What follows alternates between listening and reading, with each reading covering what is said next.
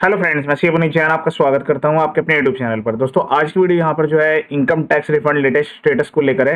यहां पर एक लेटेस्ट आईटीआर है जो कि यहां पर सेम डे प्रोसेस हुई है और ये जो केस आपका आईटीआर 4 का है। सबसे पहले मैं यहां पर लॉगिन कर लेता हूं। ये इनकम टैक्स की ऑफिशियल वेबसाइट है www.incometax.gov.in। आपको भी इसी वेबसाइट के द्वारा लॉगिन करते हुए अपने पैन कार्ड के द्वारा लॉगिन करना है और उसके बाद जो है अपना जो भी आपका टीडीएस रिफंड है वो यहाँ पर चेक करना है। किसी भी फेक वेबसाइट या फेक लिंक या फेक क्लिक पे नहीं जाना है। इसकी जो ऑफिशियल वेबसाइट है उसका लिंक मैं वीडियो डिस्क्रिप्शन में प्रोवाइड कर दूंगा। एक चीज़ आप और भी ध्यान रखें, यहाँ पर मैं अपने यूट्यूब चैनल पर टाइम टू टाइम अपडेट करते रहता हूँ। जो भी लेटेस्ट आईटीआर प्रोसेस होते हैं उसमें जो रिफंड्स होते हैं, तो आप इस वाली वीडियो पर ज़्यादा से ज़्यादा कमेंट करें और यहाँ पर ये बताइए कि आपने कब आईटीआर फाइल की थी, कितना अमाउंट का आपका रिफंड था, किस डेट में फाइल हुई थी और कितना टाइम हो गया कि आपको प्रोसेस हो गया। अगर आपका रिफंड आ गया है तो भी यहाँ पर कमेंट करें और नहीं आया तो भी कमेंट करें। इससे जो अदर व्यूअर्स हैं उनको काफ़ी हेल्प मिलने वाली है। तो पहले मैं यहाँ पर लॉगिन कर लेता हूँ। लॉगिन करने के बाद आपके सामने इस टाइप का पेज आएगा। अब यहाँ पर व्यू आईटीआर फाइल स्टेटस पर आपको दिखा देता हूँ। 27 जून 2026 को आईटीआर फाइल हुई है, सेम डेट में वेरीफाई भी हुई है और ये प्रोसेस पे हो गई है। जो आईटीआर है अप्रोक्सीमेटली यहाँ पर जो है इवनिंग में 7:30 से 8 के बीच में फाइल हुई थी। ई फाइल में जाकर मैं आपको स्टेटस भी दिखा देता हूँ। आप भी इस तरीके से चेक करेंगे। अगर मोबाइल से चेक कर रहे हैं तो भी आपको ई फाइल में जाना है। मोबाइल में जो ये व्यू है राइट साइड में आएगा, यहाँ पर व्यू फाइल रिटर्न पर क्लिक करेंगे। अगर आप देख रहे होंगे ऐसे कुछ डाटा यहाँ पर कॉन्फिडेंशियल है, उसको हाइड किया गया है। 27 जून को यहाँ पर आईटीआर फाइल हुई थी, पहले पेंडिंग फॉर वेरिफिकेशन थी, सेम डेट में वेरीफाई की गई है। उसके बाद processed with refund due. ITR 4 का ये केस है। 27 जून 2026 ओरिजिनल आईटीआर फाइल की गई थी। मैं आपको व्यू डिटेल्स पर क्लिक करके इसका स्टेटस बाकी वाली डिटेल्स भी दिखा देता हूँ। जैसे कि मैंने आपको बताया था कि इवनिंग में जो है 7:30 से 8 बजे के बीच में फाइल हुई है। और उसके बाद डेट ऑफ ईमेल देखिएगा ध्यान से, तो ये 27 जून को ही 21 अप्रोक्सीमेटली 9:08 पे जो है ईमेल आया इसका। उसी टाइम पर एसएमएस भी आया है और ये ऑर्डर भी यहाँ पर पास हुआ है। और सेम डेट में, मतलब जैसे यहाँ पर ये ईमेल आया, एसएमएस ऑर्डर आया, उसके साथ यहाँ पर जो रिफंड है वो अकाउंट में क्रेडिट भी हो गया है। तो इनकम टैक्स रिफंड जो है इस बार आईटीआर 1 और 4 के केस में काफ़ी स्मूथली प्रोसेस हो रहे हैं। बस आपको चेक करना है कि आईटीआर सही तरीके से फाइल हुई है नहीं हुई है, उसमें कौन कौन सी इनकम थी। जैसे इस केस में क्या है कि कुछ यहाँ पर बिजनेस इनकम इन्वॉल्व थी, उसके अलावा सेविंग बैंक का इंटरेस्ट था। तो बिजनेस इनकम थी, उस पर यहाँ पर टीडीएस डिडक्ट हुआ था 194C सेक्शन में, तो कॉन्ट्रैक्टर वाला जो सेक्शन होता है। और जो रिफंड है वो यहाँ पर डायरेक्टली अकाउंट में क्रेडिट हुआ है। मैं आपको इसका यहाँ पर एक बार अकाउंट का स्टेटस भी दिखा देता हूँ। आप माई प्रोफाइल में जाकर चेक करेंगे। उसके बाद यहाँ पर माई प्रोफाइल में क्लिक करें। उसके बाद यहाँ पर माई बैंक अकाउंट का जो ऑप्शन दिया गया है इस पर आपको क्लिक करना है। क्लिक करने के बाद आपके सारे बैंक यहाँ पर आपको शो करेंगे। ठीक है, अब देखिए यहाँ पर क्या लिखा हुआ है। ये काफ़ी बड़ा अलर्ट है। कुछ ऐसे पर्सन्स जो कि यहाँ पर किस टाइप की मिसमैच रहता है, तो उनकी यहाँ पर जो है तुरंत उनको केवाईसी अपडेट करने की रिक्वायरमेंट है। और काफ़ी लोगों का तो यहाँ पर जो है रिफंड क्रेडिट नहीं हो पा रहा है। अब आप इसमें ध्यान से देखिएगा, यहाँ पर जो बैंक अकाउंट है वो प्रॉपरली वैलिडेटेड है। इसमें लिखा हुआ है कि जो नेम है वो मिसमैच है बैंक अकाउंट से, और रिफंड है 50 लाख से अगर अबोव है तो यहाँ पर रिलीज नहीं किया जाएगा। तो ये जो बैंक अकाउंट है इसमें भी यहाँ पर मिसमैच है। ईमेल आईडी, मोबाइल नंबर तक भी यहाँ पर मिसमैच है। दूसरा जो बैंक अकाउंट है उसमें यहाँ पर वैलिडेटेड ईवीसी तो है, लेकिन यहाँ पर भी जो है नेम का मिसमैच है। तो इसमें भी क्या लिखा हुआ है कि 50 लाख रुपए से ज़्यादा का अगर आपका रिफंड है तो क्रेडिट नहीं होगा। इसका मतलब है 50 लाख रुपए तक के रिफंड में अगर आपका यहाँ पर नेम मिसमैच वाला केस भी है तो भी यहाँ पर आसानी से क्रेडिट हो जाता है।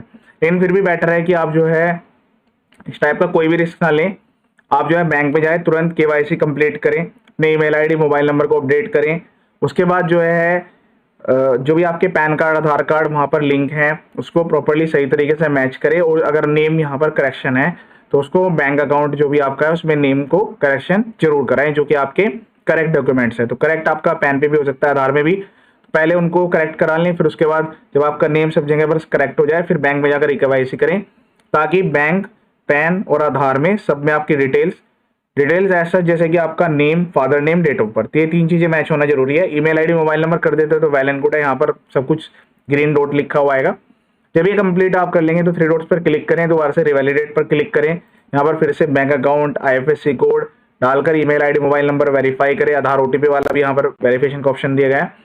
अगर ऐसा करने के बाद भी फिर भी यहाँ पर मिसमैच आता है तो फिर आप इसको रिमूव कर दें। एक और ऑप्शन दिया जाता है रिमूव का, रिमूव कर दें बैंक अकाउंट को। इसी तरीके से यहाँ पर भी रिमूव कर दें बैंक अकाउंट को और यहाँ पर ऐड बैंक पर क्लिक करके फ्रेश इसको ऐड कर ले। ठीक है, चलिए मैं आपको रिफंड का स्टेटस भी एक बार दिखा देता हूँ।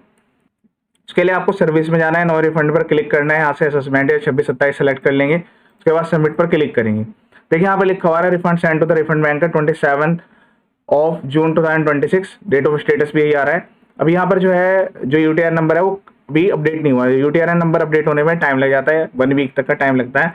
लेकिन चूंकि यहाँ पर जो रिफंड का अमाउंट है वो यहाँ पर जो है 15,000 अप्रोक्सीमेटली था, 15,000 रुपये अप्रोक्स यहाँ पर रिफंड था, तो वो यहाँ पर क्रेडिट हो गया है, उसमें ऐसी कोई दिक्कत नहीं है। लेकिन फिर भी आप जो है इस चीज़ का ध्यान रखें कि अपने ईमेल आईडी, मोबाइल नंबर, जो भी आपकी केवाईसी डिटेल्स है उनको कंप्लीट करें। इसके बाद यहाँ पर जितने भी पर्सन है जिनका यहाँ पर काफ़ी डिले हो गया है, उन्होंने स्टार्टिंग में मई में फाइल की थी या जून में फाइल की थी, अभी तक अगर प्रोसेस नहीं हो रहा तो ग्रीवेंस में भी यहाँ पर ऑप्शन जो अपडेट कर दिए गए हैं। सबमिट ग्रीवेंस पर क्लिक करें।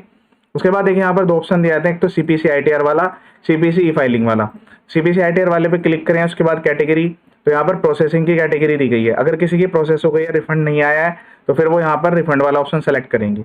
इनकम टैक्स एक्ट ये वाला सेलेक्ट करना है। फिर उसके बाद सेलेक्ट कैटेगरी, यहाँ पर अदर्स में जाए, प्रोसेसिंग, इस पर क्लिक कर ली। ठीक है, फिर उसके बाद यहाँ पर कंटिन्यू पर क्लिक करें। असेसमेंट ईयर 26-27, देन उसके बाद ग्रीवेंस में डिस्क्रिप्शन, तो डिस्क्रिप्शन आपको प्रॉपर्ली लिखना है।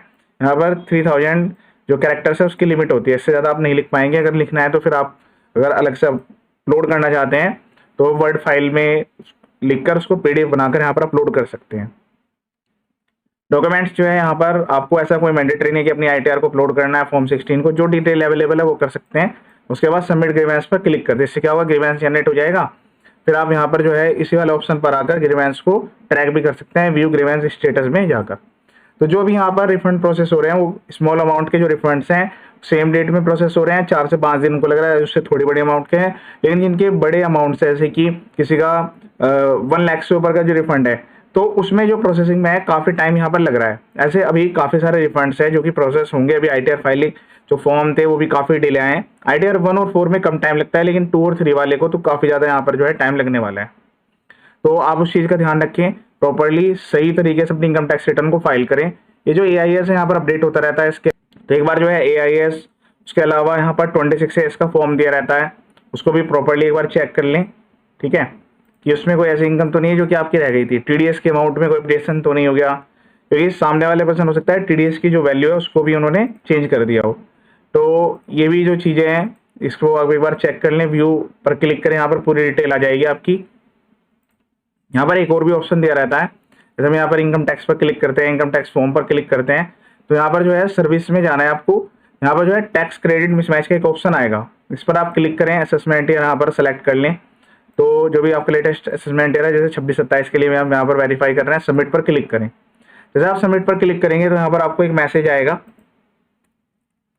कि जो आपका क्रेडिट है वो फुल्ली मैच्ड है। ठीक है, tax credit claimed in fully matched with the tax credit available in 26 इसका मतलब है कि आप अगर मैनुअली यहाँ पर एंटर भी कर देंगे डिटेल्स, तो भी यहाँ पर जो है आपका क्रेडिट आपको उतना ही मिलेगा जितना कि आपका यहाँ पर 26 में शो कर रहा है। तो TDS पहले शो होना जरूरी है। टैक्स क्रेडिट मिसमैच में जाएं, उसके बाद यहाँ पर जो भी ईयर का आपको चेक करना है, 26-27 के लिए में चेक करना है, तो उसको यहाँ पर हम ट्रैक कर लेंगे। जब तक ये आपका TDS TCS 26S जो कि मैंने भी आपको यहाँ पर फॉर्म ओपन करके दिखाया है ये वाला, जब तक इसमें अपडेट नहीं होगा तब तक आप अगर मैनुअली ऐड करके उसको सबमिट भी कर देंगे तो भी आपका जो रिफंड है वो प्रोसेस नहीं किया जाएगा। तो इसमें जिसने भी आपका TDS डिडक्ट किया है, TCS आपसे कलेक्ट किया है, आप उसको कोऑर्डिनेट करें, वहाँ पर कॉन्टैक्ट करके डिटेल्स निकालें कि उन्होंने अभी तक ये डिटेल्स अपडेट क्यों नहीं की। तो जब उसको अपडेट कर देंगे उसके बाद आप जो है दोबारा से एक बार अपनी ITR को रिवाइज सबमिट कर सकते हैं। मैंने अपने यूट्यूब चैनल पर ITR रिवाइज के भी सारे वीडियोज अपलोड कर दिए हैं। ITR 1 2 3 4 अलग अलग इनकम वाइज में यहाँ पर सारी वीडियोज अवेलेबल हैं, वो भी आप एक बार देख सकते हैं। चैनल का पर्पज फुली एजुकेशनल है। वीडियो को शेयर करें, कमेंट करें ताकि सभी को उसका बेनिफिट मिल जाए। ये वीडियो देखने के लिए थैंक यू सो मच।